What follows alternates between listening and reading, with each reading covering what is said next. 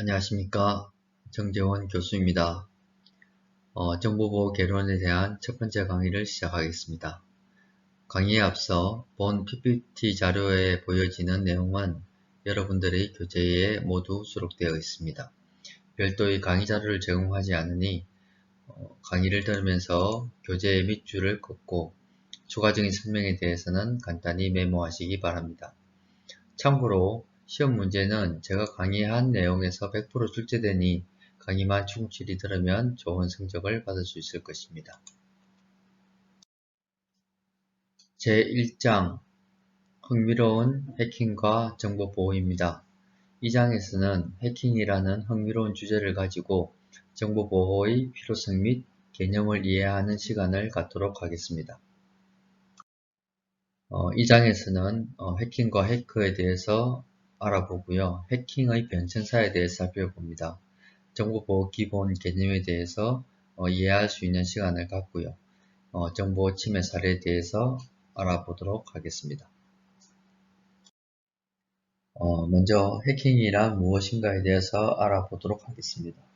우리가 정보보호를 하는 가장 궁극적인 목적은 해킹과 같은 이런 보안 위협으로부터 중요한 정보를 안전하게 보호하기 위해서입니다.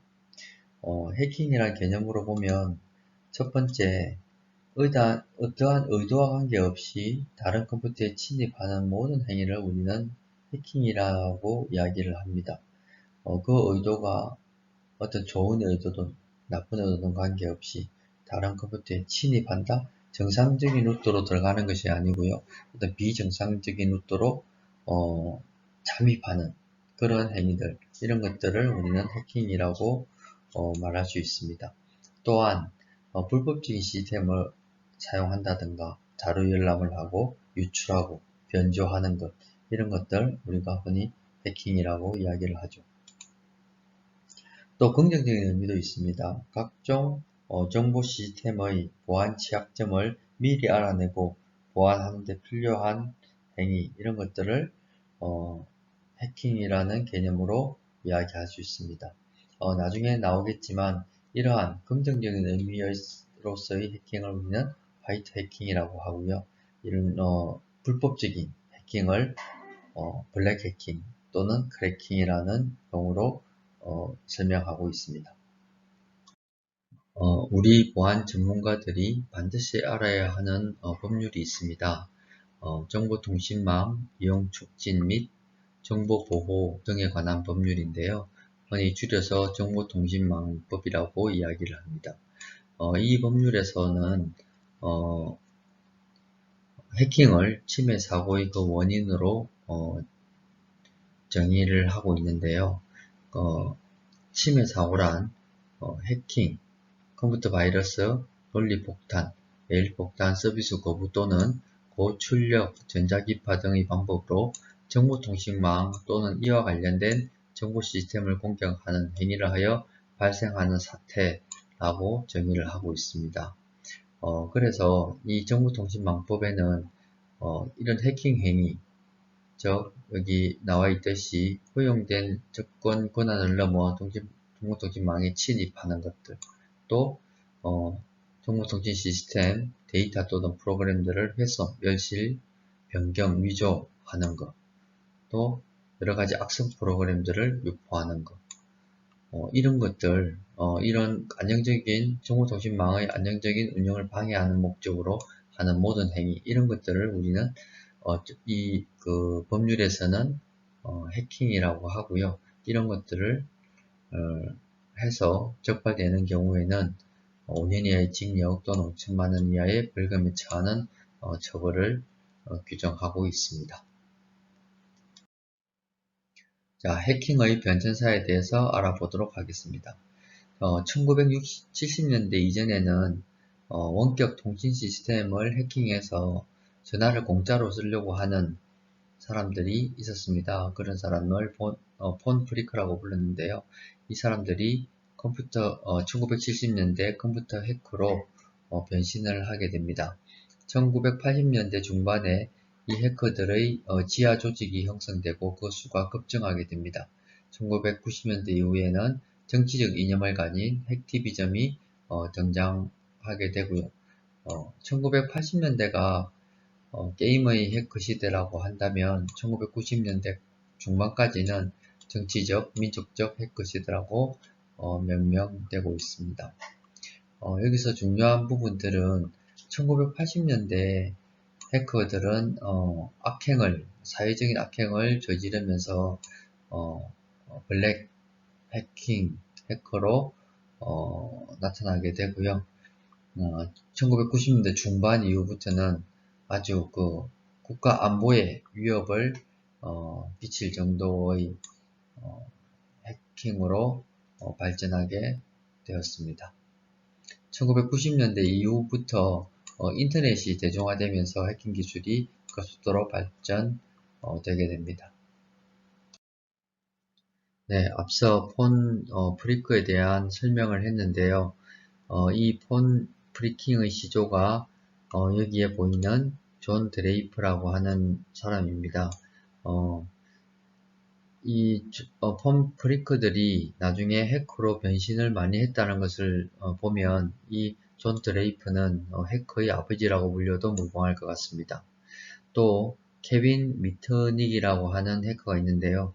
이 사람은 진짜 해킹이 좋아가지고 미 국방성 펜타곤까지 침투를 하고 미국 안보선까지 침투를 한 지명 수배까지 받고 징역형까지 살았던 그런 해커입니다. 이 케빈 미트닉은 징역을 살고 난 이후에 보안 전문 회사를 만들고 현재는 정보 보안 컨설턴트로서 활동을 하고 있습니다. 앞서 해킹의 개념과 해킹의 변천사에 대해서는 알아봤습니다. 지금부터는 해커의 개념 및 변천사에 대해서 알아보도록 하겠습니다. 해커의 개념은 초기에는 아주 긍정적인 의미였습니다.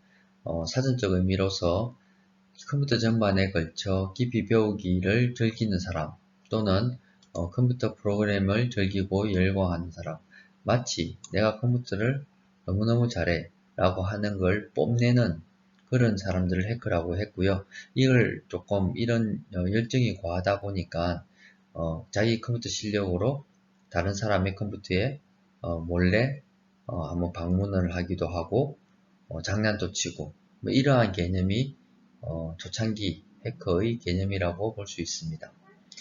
부정적인 의미로 볼 때는 우리가 다른 말로 크래커 또는 시스템 침입자라고 이야기를 하는데요. 보안 시스템을 악의적으로 무력화시키거나 상대 시스템에서 불법적으로 정보를 빼내는 사람을 우리는 해커라고 부릅니다. 현재 우리가 흔히 말하는 해커의 의미는 이 의미를 가진 사람들을 뜻하는 것이겠죠. 현재는 해커와 크래커는 구분 없이 해커로 통칭하고 있으며 범죄를 일으키는 블랙 해커와 윤리적으로 합법적인 화이트 해커로 구분합니다. 그래서 범죄 해커는 말 그대로 불법 행위를 하는 범죄자라고 볼 수가 있고요. 이 범죄자를 잡기 위해서 화이트 해커로서 활동하는 많은 보안 전문가들이 있다고 말씀드릴 수 있겠습니다. 해커라는 용어가 처음 사용된 곳은 1950년대 MIT 공대의 철도 동아리에서 시작되었다고 합니다. 여기 학생들은 학교에 있는 컴퓨터를 가지고 여러가지 프로그램들을 개발했었는데요. 학교 측에서 전기세가 많이 나온다고 학교 문을 잠궜는데도 불구하고 월담을 해가면서까지 프로그램을 개발을 했다고 합니다. 그 당시에 해커라는 용어가 처음 사용된 것으로 전해지고 있습니다.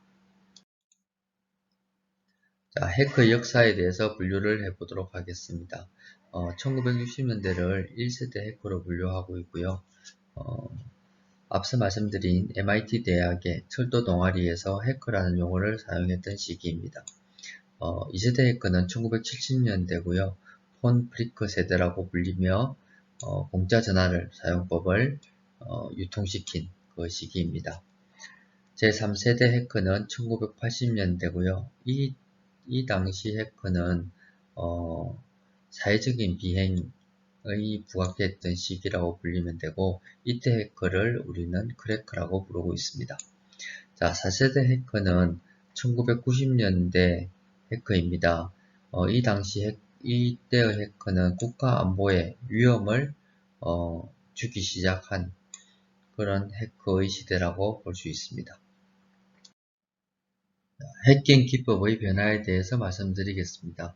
1980년대에는 해킹 기법이 다소 단순한 면이 있습니다. 그리고 웜이나 바이러스 등이 등장한 시기라고 보시면 되고요. 1990년 이후에 좀 더 정교한 네트워크나 시스템에 대한 해킹 기법들이 등장했고요. 이 1990년대에 지금 현재 많이 발생하고 있는 많은 해킹 기법들이 이 당시에 나타났다고 볼 수가 있습니다. 2000년대 이후에서는 디도스라고 하는 분산 서비스 거부 공격이 등장한 시기입니다. 2015년 이후는 해킹 기법이 더욱더 정교화되고 조직화되고 다양화되고 대규모화 되고 있습니다. 길버트 아라베디언이라는 해커는 해커의 등급을 프로그램의 능력, 네트워크 이해도, 시스템의 취약점 분석 능력, 이렇게 세 가지 능력에 따라서 수준을 5가지로 분류했습니다. 가장 낮은 단계의 수준인 라이머는 컴퓨터 관련 지식도 많지 않은 초보 해커를 뜻하는 거고요. 스크립트 키드는 약간의 기술적인 지식이 있는 해커, 또 디벨롭드 키드는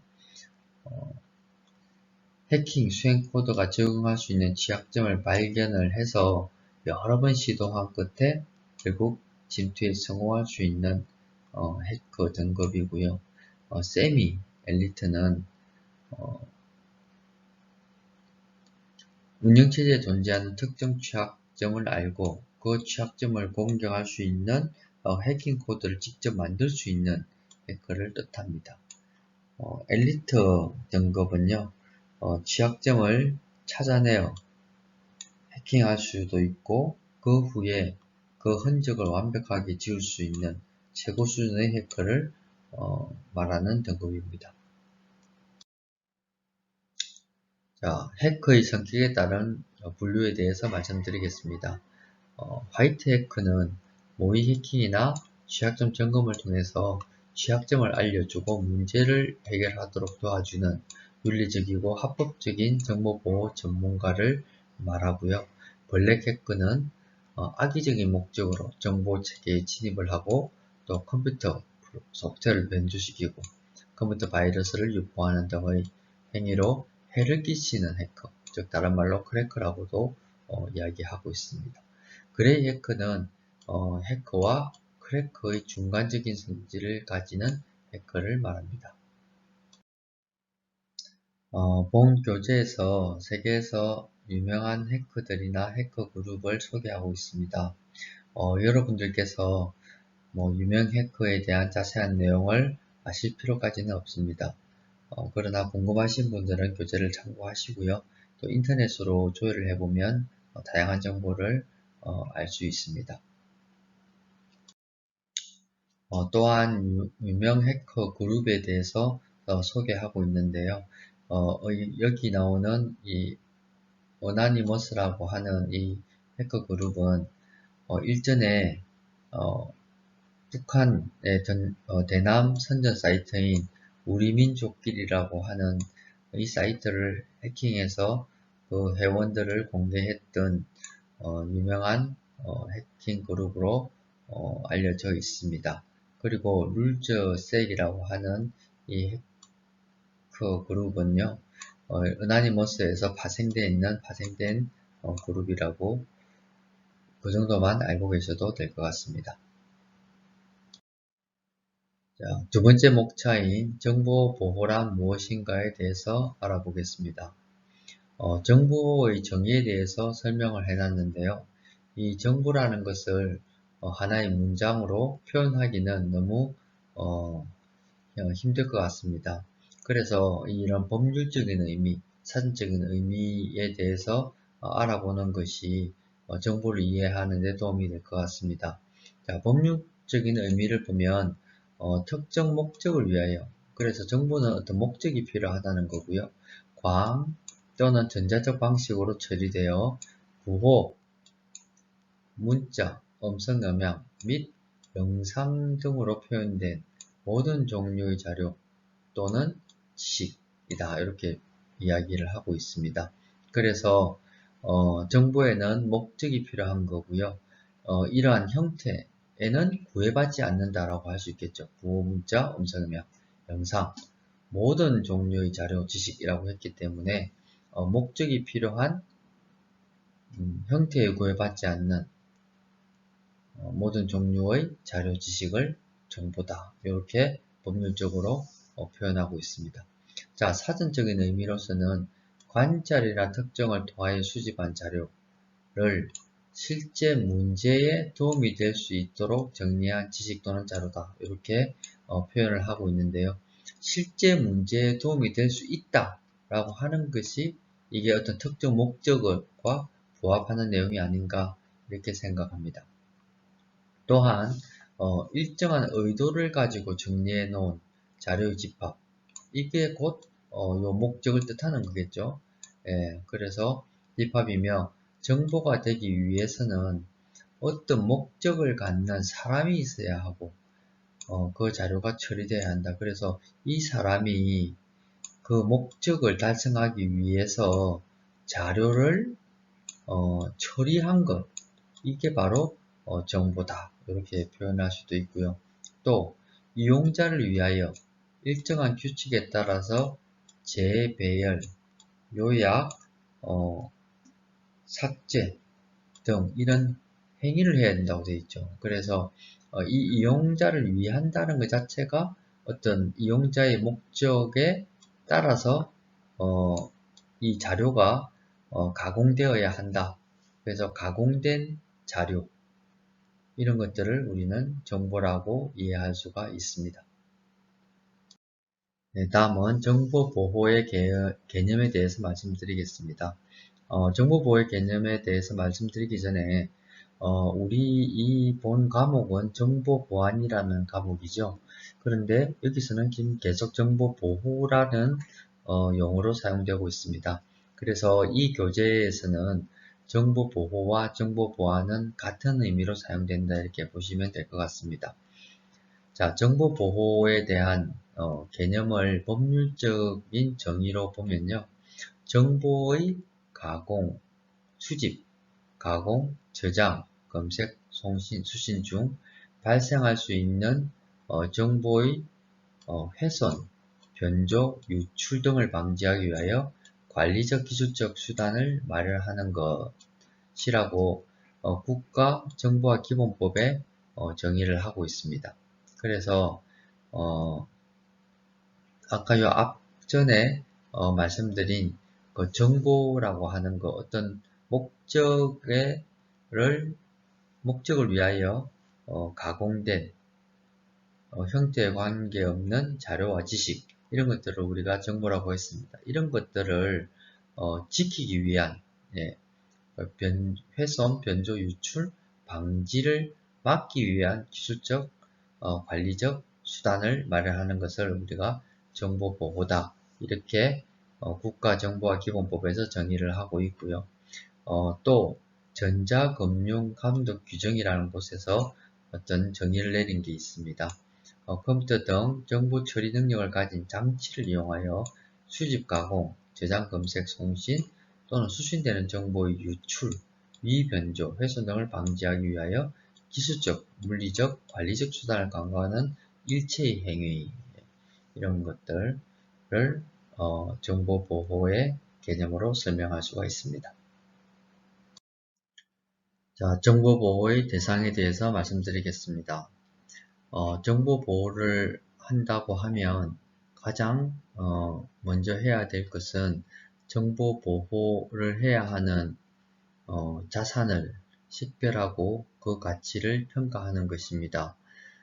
그래서 보호해야 할 가치가 있는 대상은 이런 컴퓨터, 하드웨어뿐만 아니라 정보를 사용하는 데 필요한 소프트웨어, 하드웨어, 데이터, 인적 요소, 문서, 네트워크 등이 로 분류할 수 있고요.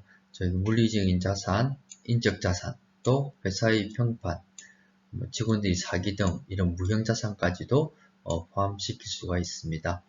자세한 자산의 분류는 아래 표를 참고하시기 바랍니다. 자, 정보보호의 기본 목표에 대해서 말씀드리겠습니다. 여기서 이야기하는 목표라는 것은 다른 말로 원칙이라고 표현을 하고 있고요. 정보보호에서는 3대 원칙이 있습니다. 첫 번째가 기밀성, 두 번째가 무결성, 세 번째가 가용성입니다. 이 기밀성, 무결성, 가용성은 정보보호 3대 원칙으로 아주 중요한 내용이므로 우리 학생들은 반드시 이 용어의 정의와 의미를 알고 가셔야 합니다. 기밀성이라는 것은 말 그대로 기밀로 보호한다는 뜻입니다. 그래서 정보의 소유자가 원하는 대로 정보의 비밀이 유지된다는 원칙입니다. 즉, 그 비밀이 외부로 새어나가지 않고 또 권한 없는 자한테 전달되지 않도록 하는 것, 이런 것들이 기밀성이라고 볼 수 있습니다. 자, 무결성이라는 것은 비인가자에 의해 정보의 변경, 삭제, 생성 등으로부터 보호되어 정보의 정확성, 완전성이 보장되어야 한다는 원칙이다. 즉, 정보가 변형되면 안 된다는 것, 이런 것들이 바로 무결성입니다.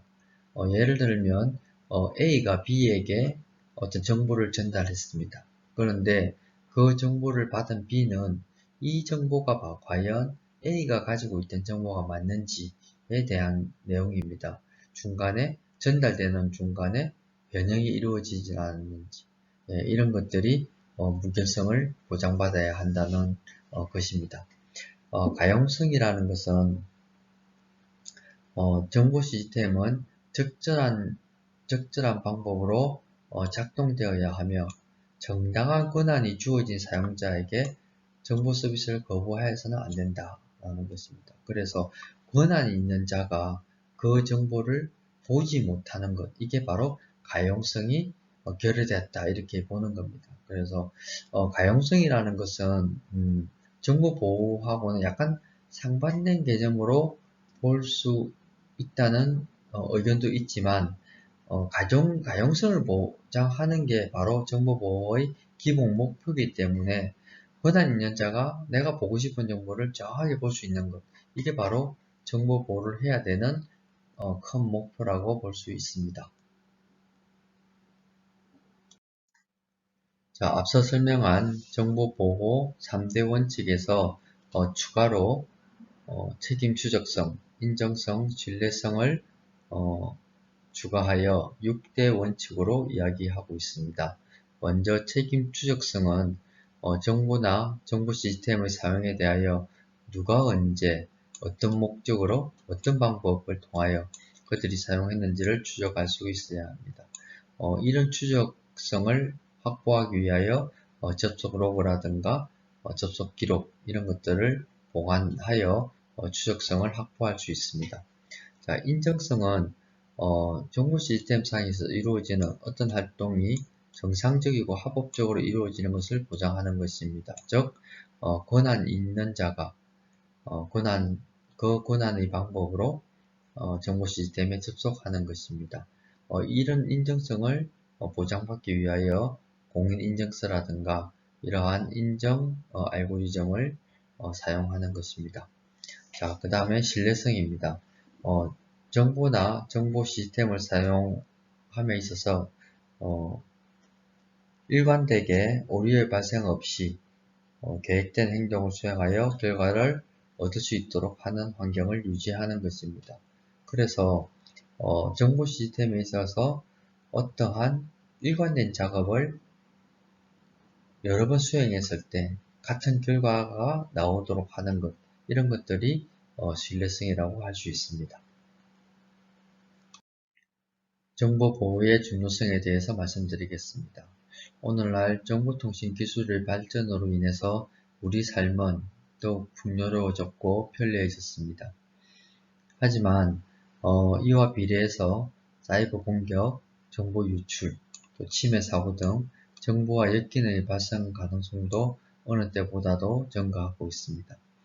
특히 사이버 위협은 우리 삶의 직접적인 피해를 가져오고 이는 개인과 기업뿐만 아니라 국가 전체에 영향을 미칠 수 있는 공격으로 국가 안보까지 위협하고 있습니다. 지속적인 사이버 공격 기술의 발전과 진흥화로 인해 단순한 호기심이나 정보 유출 사고를 넘어서 국가 통제의 무력화, 사회 질서의 혼란을 통한 국가 재난과 위기를 가중시키고 있습니다.